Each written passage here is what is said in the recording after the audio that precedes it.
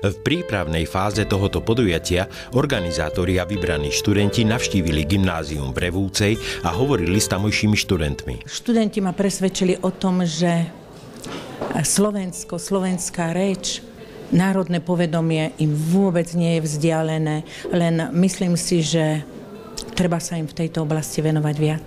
Po kultúrnom programe spojenom s vernisážou portrétov najvýznamnejších osobností Revúckeho gymnázia, ktoré namaľovali žiaci základnej umeleckej školy, nasledovala prezentácia žiackych prác.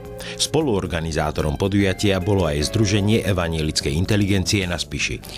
Vzdelanie je vždy to najdôležitejšie, čo je pre národ potrebné, aby mohol rásť a mohol sa vyvíjať a postaviť sa na roveň ostatných národov Európy, pretože to založenie tohoto gymnázia bolo skutočne tým základom, na ktorom sa dalo budovať, aby mohol vychovávať novú slovenskú inteligenciu, aby táto sa mohla ujať svojej práce na poli cirkevnom a národnom. Možno si dnes pod tlakom globalizácie v časoch, keď existujú bilingválne gymnázia a Slováci študujú na vysokých školách v zahraničí, neuvedomujeme prelomový význam vzniku slovenského stredného školstva. Vidíme to aj v súčasnom svete, aj v okolitých krajinách a v okolitých národoch, že si tieto národy hája svoju reč, pretože sa vždycky vedia identifikovať. Kdekoľvek by boli vo svete, ak počujú svoj rodný jazyk, je to pre nich veľmi dôležité. Na Revúckom gymnáziu učili osobnosti, po ktorých sú dnes pomenované ulice a námestia.